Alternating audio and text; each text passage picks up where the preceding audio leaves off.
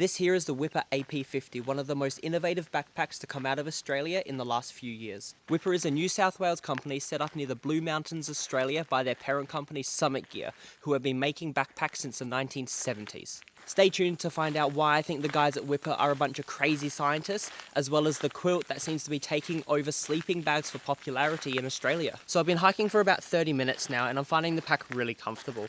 This is no surprise because Whipper have got a full frame, they've got load lifters, and they've really designed the pack to be able to carry weight efficiently. So when I was on the South Coast track, I had about 16 kilos because I was carrying so much food for an extended expedition, and that's when I found the weight to be a little bit too much for this backpack. The straps are really digging into my shoulders and into my back, and the hip belt I don't think was quite padded enough to really support that sort of weight. But then when I was doing the Kosciuszko main range in the middle of winter, I had about 12 kilos. It was my full winter kit, and it carried it like an absolute champ. So as long as your pack weight is under 15, 16 kilos, I think you're going to really enjoy this pack, and it's going to carry the weight quite well.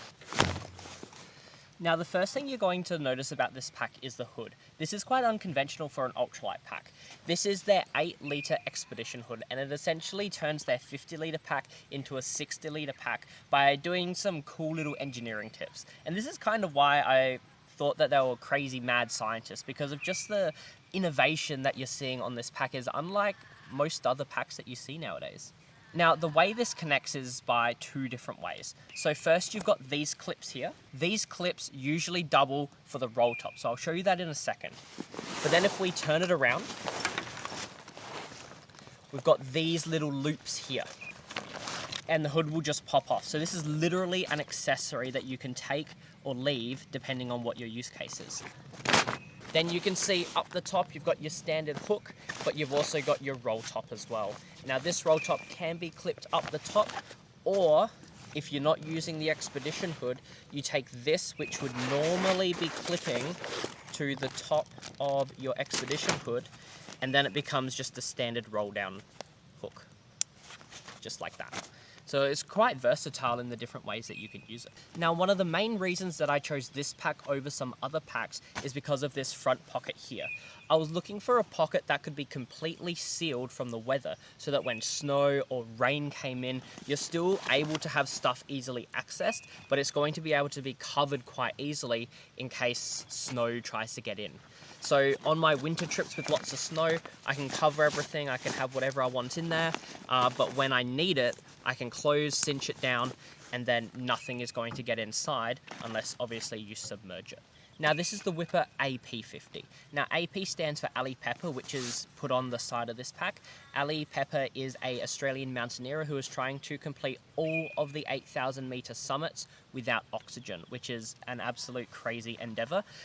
So this pack comes in a 50 litre, which is this one here, and I assume she is taking the bigger, larger one, the 70 litre. So you could go 70 litres plus 8, which is effectively 80 litres of space.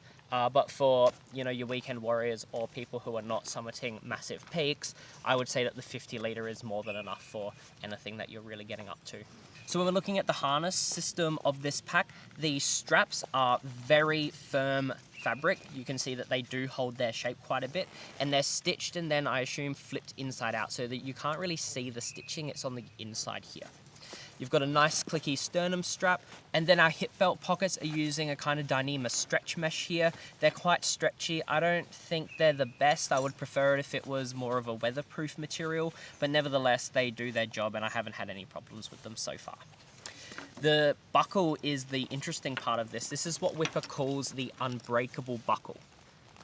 So it's not an actual clip, it's designed so that when there's heaps of snow or mud or anything like that, you can still clip it and unclip it quite easily, but then it's not going to break if, say, you accidentally step on it or anything like that. I find this to be just as good as all the other buckles. I've had no problems. I have had a little bit of slippage where every few kilometers I have to kind of tighten up the hip belt again. I don't know if that's just a me problem, backpack problem, or a Whipper problem, but you know, it's more of a pet peeve than anything else. Now, when going onto the side of the pack, you're going to have two straps here. The first strap is for strapping things like trekking poles and things like that, and the bottom strap is going to be to cinch down anything here. So if you have a look at the other side, I've got my water bottle.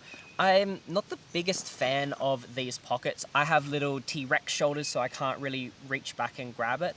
But I still find that these are quite shallow, and it's hard to get things in and out of, especially when you've got a strap tightening over this.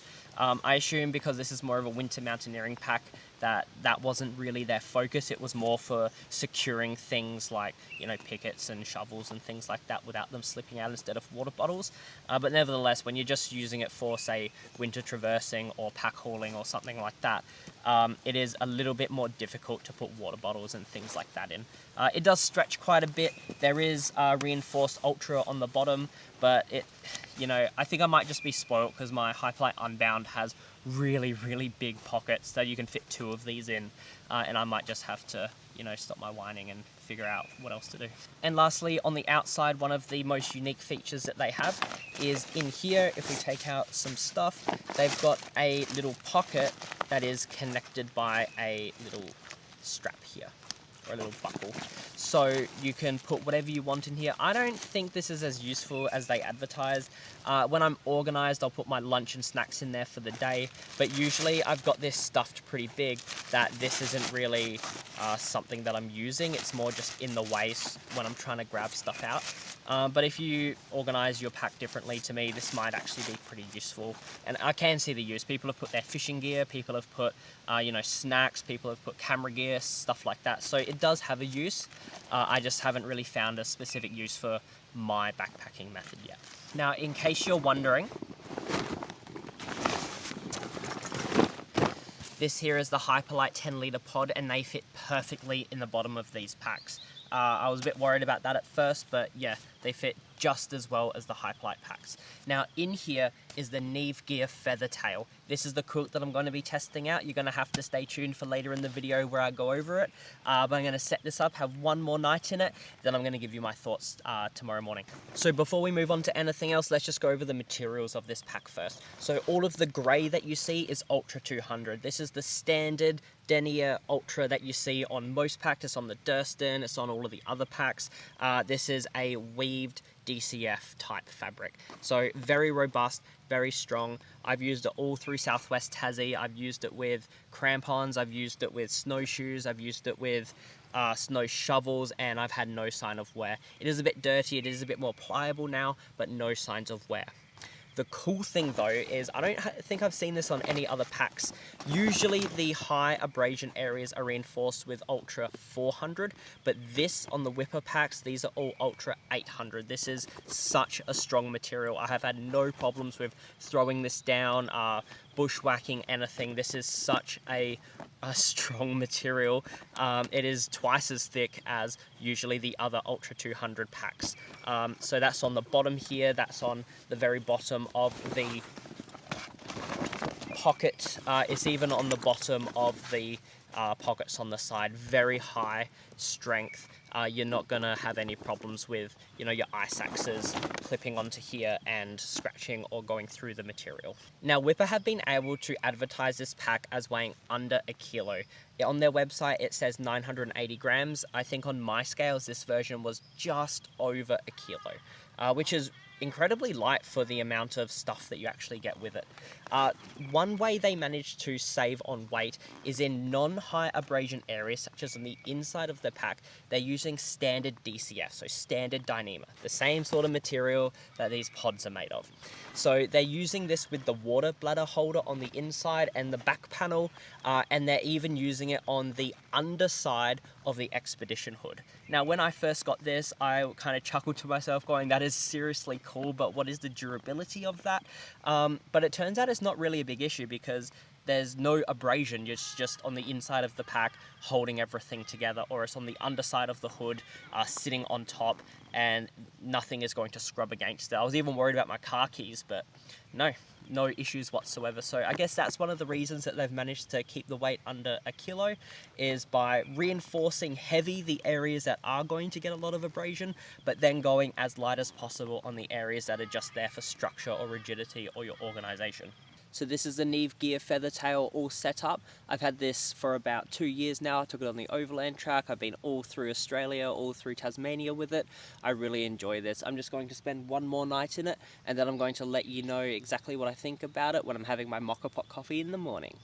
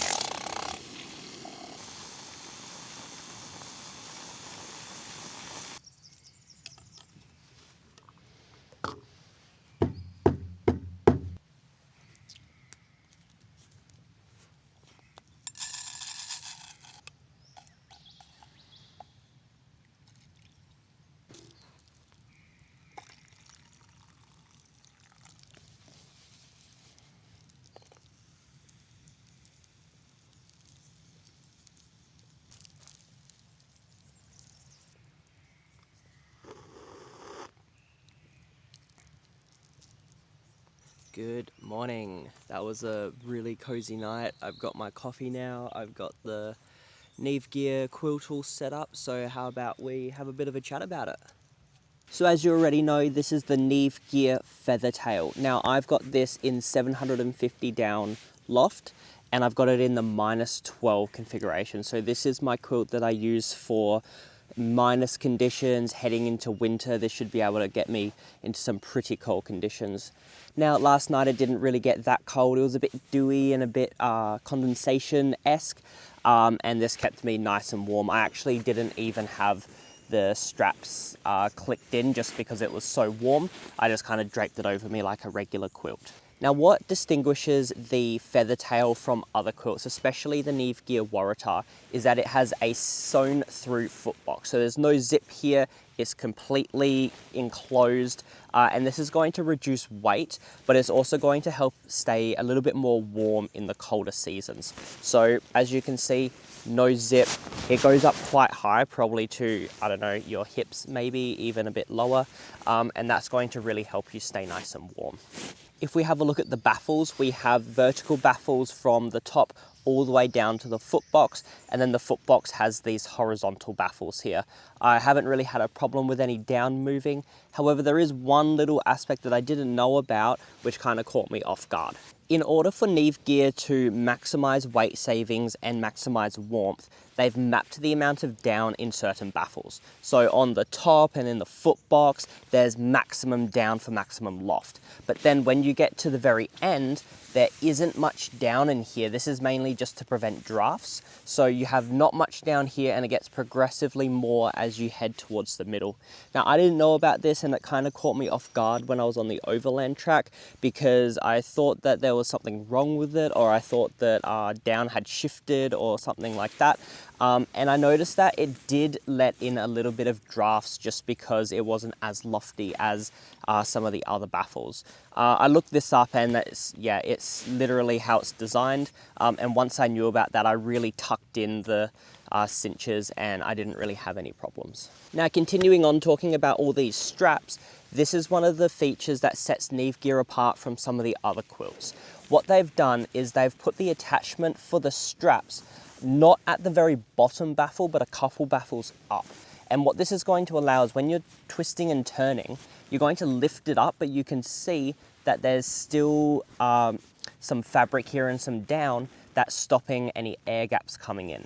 So if I unclip it here, what you're going to see is that there are 2 baffles before you've got this clip. So this is really going to allow for a lot of warmth to be trapped in. And when you're twisting and turning, you're going to lift the straps up a bit, but you're not going to create any air gaps. And that's one of the features that I've really found helps distinguish this quilt from other quilts and helps you stay warm, especially when this is designed as a 4-season quilt. Now moving to the top of the quilt, this is one of the more important parts because this is where a lot of heat can leak out. Lifting the quilt up, you can see that we've got 2 buttons here so that you can cinch it and clip it around your neck. And then we've got a nice big baffle here that will really help trap in that warmth around your neck. Now, if you have a look at mine, you can see that all the downs kind of moved around to the bottom. So I'm gonna have to do some rejigging to kind of get it nice and lofty again. But then you've also got a nice cinch here so that you can really cinch it down and trap in that warmth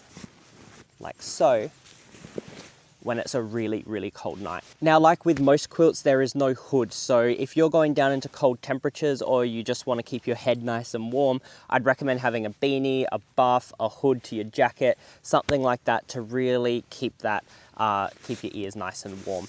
Now, like I mentioned earlier, this has a 950 loft down. This is the best warmth to weight ratio that you're really going to find in a quilt. What this also allows you to do is compress it down significantly. So it fits in my 10-litre pod with my pillow as well as the strap. So everything just fits in the 10-litre pod. I'm not finding that I'm compressing it down to the point of damaging the down. I feel that it does fit in there quite well. Now, the shell fabric is a DWR coated nylon. I do find that this does a pretty good job at keeping condensation drops and light spillages off of the down, but I do find that in extended condensation, or if it does get significantly damp, it will go through and it will compromise the down.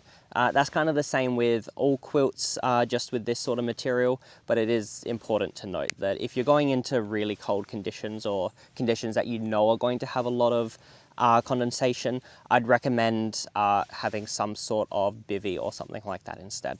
So who is this Neve Gear Feathertail for? Well, I wouldn't say it's an all-season or a 3-season type of quilt. You're going to miss out on features such as the zipped foot box where you can open it up and have it as a full quilt, but it's really going to work well at trapping in a lot of the warmth. This quilt weighs 820 grams on my scale, which is only about 150 grams more than my summer quilt, but it's also a lot lighter than my full down mummy bag, which weighs about 1.2 kilos. So you're saving a lot of weight to be able to go deep into the winter months. I would be choosing this quilt if you're trying to go as light as possible heading into some really cold conditions. You can really make this quilt work and go well into freezing conditions without having to worry about being too cold. So let me know in the comments below what you think of these 2 Australian brands. You've got the Neve Gear Feathertail, which is a really purpose-driven quilt designed to go deep into the winter months. If you like this and want to see me take it into the Victorian high country, click this video up here. You've got the Whipper AP50. I really like this pack for winter. If you want to see me take it for a winter traverse of the Kosciuszko main range, click this video up here. This is a fun one. This is just absolutely packed full of all of my winter kit.